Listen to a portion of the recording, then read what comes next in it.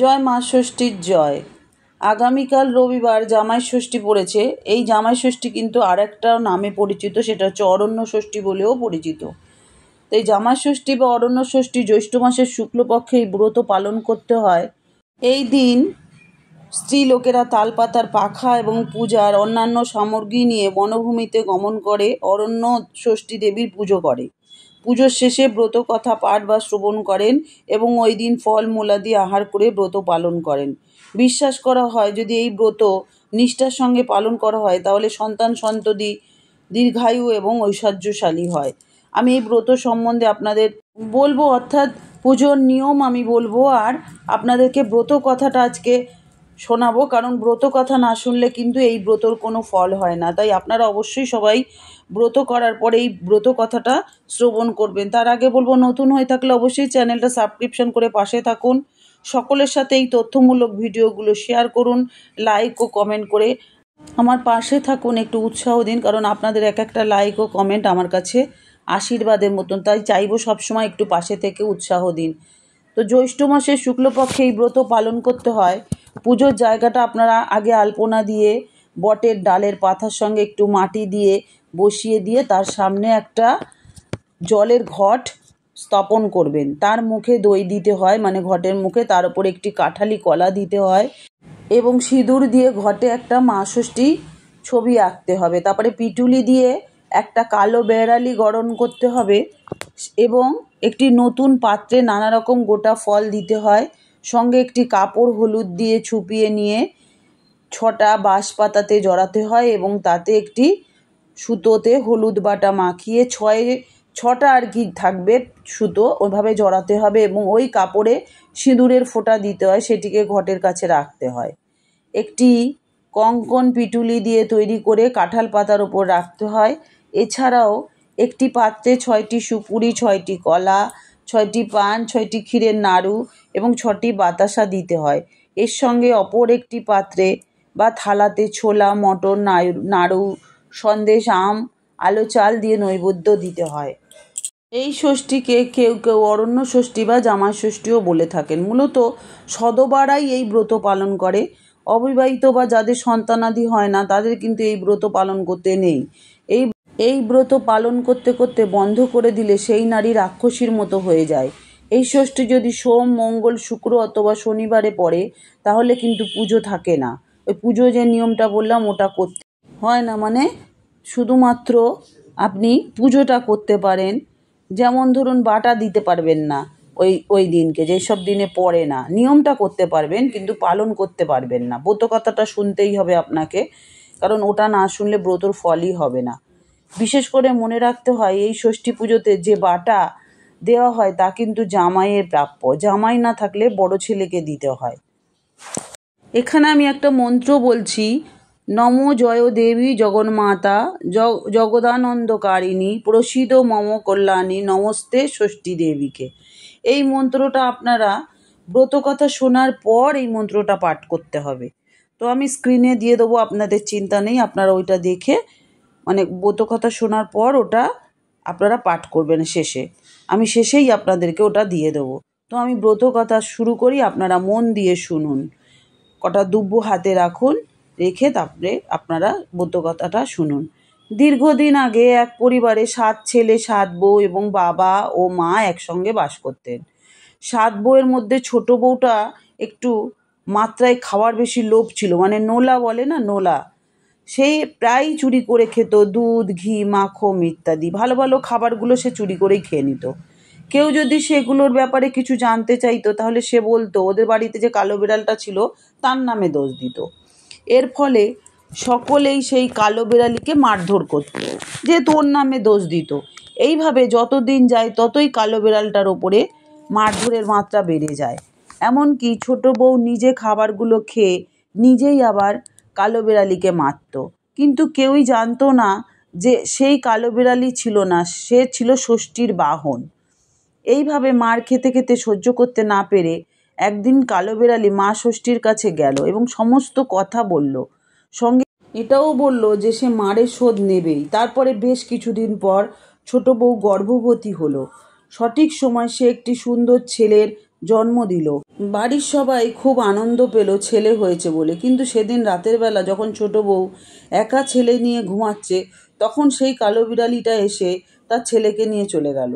কিন্তু কথা কিন্তু কেউ জানলো না। পরের দিন সকালবেলা ছোট বউ তার পাশে ছেলেকে না দেখতে পেয়ে খুবই কান্নাকাটি শুরু করলো।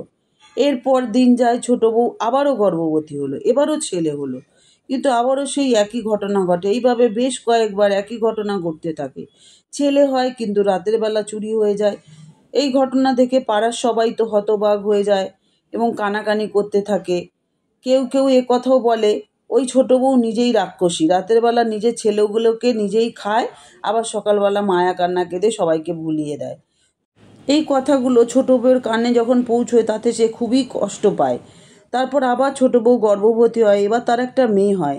সে মনে মনে প্রতিজ্ঞা করে যে সে রাতের বেলা আর ঘুমাবে না, কারণ তার সন্তানগুলো কোথায় যায়, কে নিয়ে যায়, সব সে উদ্ধার করবে। এই কথা ভেবে সে তার মেয়েকে নিয়ে সারা রাত জেগে থাকে। এইভাবে 2-4 দিন রাত জাগার পর একদিন রাতে তার একটু ঘুম পায়। সেদিন সবে সে একটু চোখ বন্ধ করেছে, এমন সময় সেই কালো বিড়ালি এসে তার মেয়েকে মুখে করে নিয়ে পালাতে গেল।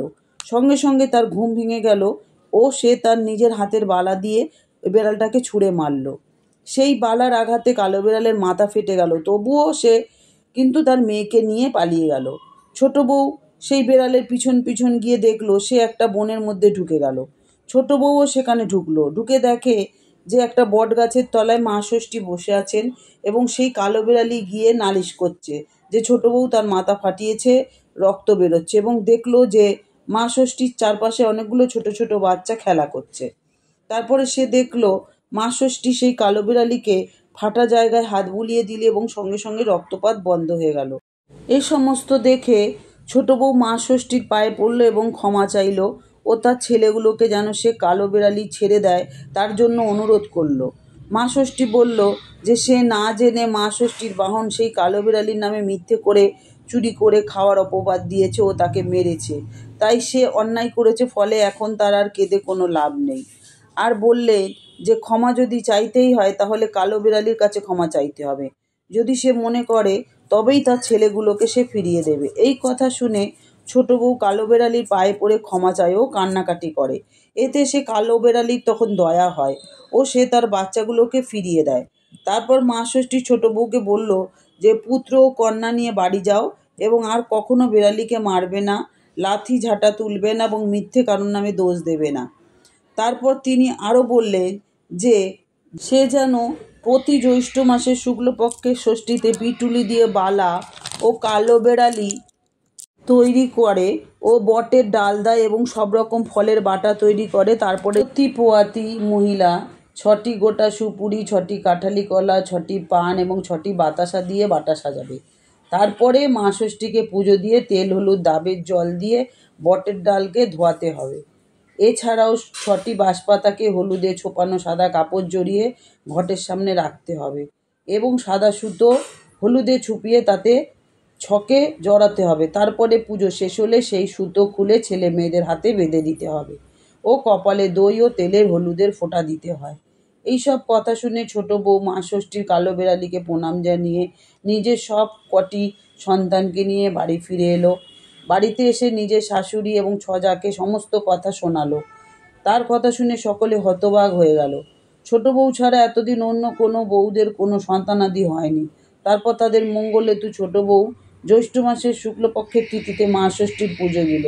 তারপরে কিছুদিনের মধ্যে সব বউগুলোই গর্ভবতী হলো এবং সবাই সন্তান জন্ম দিল। সকলেই চরম আনন্দিত হলো এবং তারপর থেকে সবাই মিলে খুব ঘটা করে মা ষষ্ঠীর পুজোর উদ্যোগী হলো এবং ঘটা করে পুজো শুরু করলো। মা ষষ্ঠীর দয়াতে তাদের সুখ শান্তি সব কিছু বেড়ে গেল।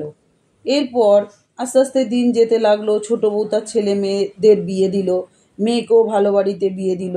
তারপরে জামাই ষষ্ঠীর দিন জামাইকে বাড়িতে আমন্ত্রণ করে ছেলেদের মতো করেই তেল হলুদ দইয়ের ফোঁটা দিল, আম জাম বিভিন্ন ফলের বাটা সাজিয়ে তাকে সামনে দিল। এরপর থেকে মা ষষ্ঠীর দয়াতে তাদের ধন ঐশ্বর্য আরও বেড়ে গেল।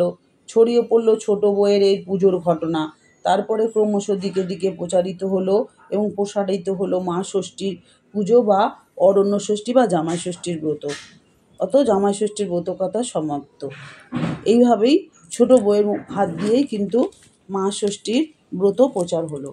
তো বন্ধুরা, ব্রত কথাটা কেমন লাগলো আমাকে অবশ্যই জানাবেন। আর সবাই যারা পুজো করবেন বা করবেন না, বিশেষ করে সধবারা যাদের সন্তান আছে তারা কিন্তু এই ব্রত করবেন। আর ব্রত করে অবশ্যই এই ব্রতের কথাটা শুনবেন। আমি আপনাদেরকে ব্রতের পরে যে মন্ত্রটা সেটা সবাই পাঠ করে মা ষষ্ঠীকে প্রণাম জানিয়ে ব্রত কথা শেষ করুন। তাহলে আজকে আসি, আবার দেখা হচ্ছে নতুন আরেকটা ভিডিও নিয়ে। এতক্ষণ আমার সাথে থাকার জন্য আপনাদেরকে অনেক অনেক ধন্যবাদ। মা ষষ্ঠী সকলের সন্তানকে সুস্থ রাখুক, ভালো রাখুক।